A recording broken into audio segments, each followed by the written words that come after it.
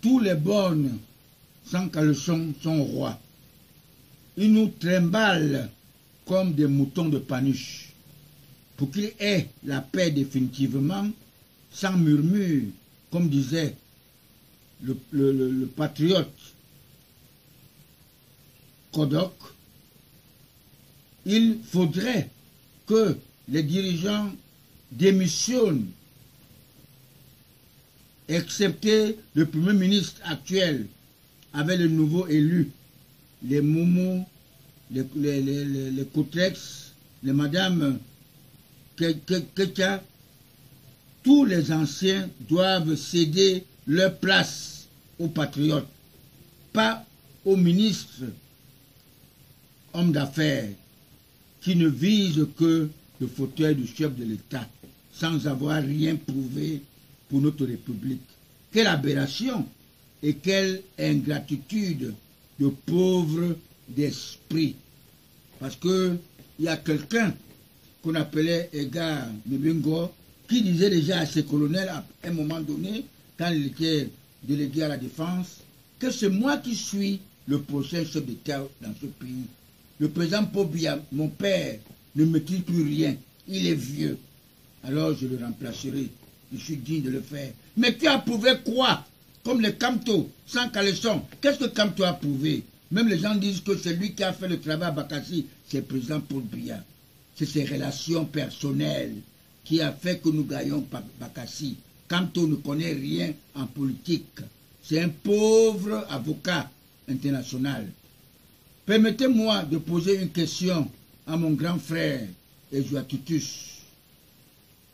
Né en 1945, je l'appelle grand frère parce que je suis né le 29 décembre 1949 et j'ai entendu parler de lui. Nous avons fait sur Neubel. À l'époque, on a grandi à Neubel.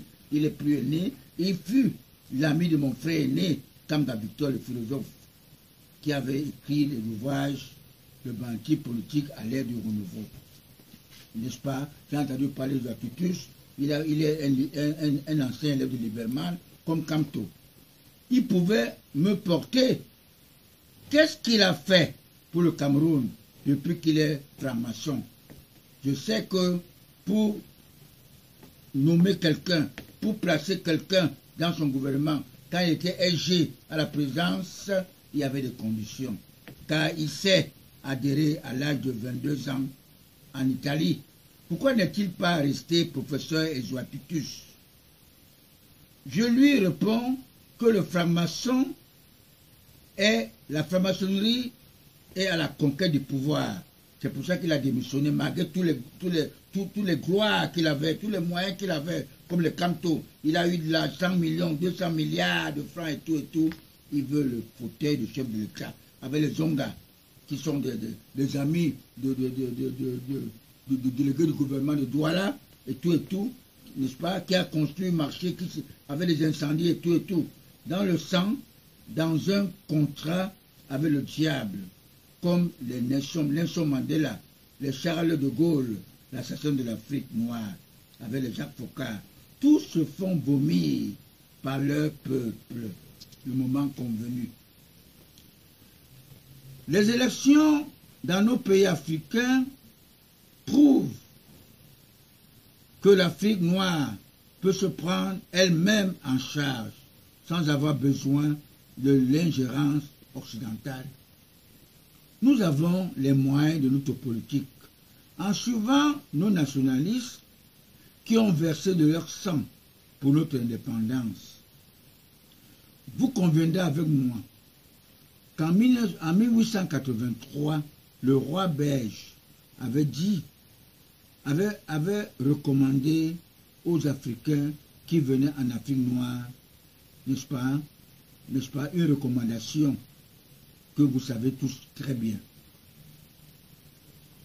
Je profite de cette opportunité qui m'est offerte pour dire que Paul Biya est le choix divin pour notre pays, le Cameroun.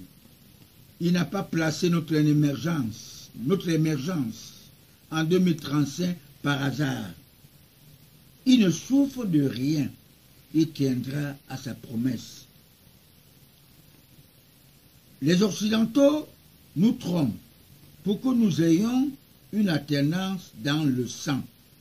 Le président Amadou Ahidjo, l'ancien président qui avait ce charisme de parole, n'a pas donné le pouvoir à Paul Biya dans le sang. Pour qu'il se moque une fois de plus de nous, nous ne sommes plus bêtes comme ils prétendent. Ils sont devenus les plus bêtes parce qu'ils n'arrivent pas à distinguer les sexes. Ils sont devenus les animaux sauvages. Ils se sont apprivoisés pour vivre avec nous dans leur planète maudite Terre. Parmi eux, ceux qui ne se repentiront pas seront considérés comme les maquisards, criminels, seulement comme le franc-maçon pilleur Pierre Mismer avait traité non nationaliste Ruben Oumniobé, le père de notre indépendance et de la réunification. Il avait été mal négocié en 1961 à Fumban.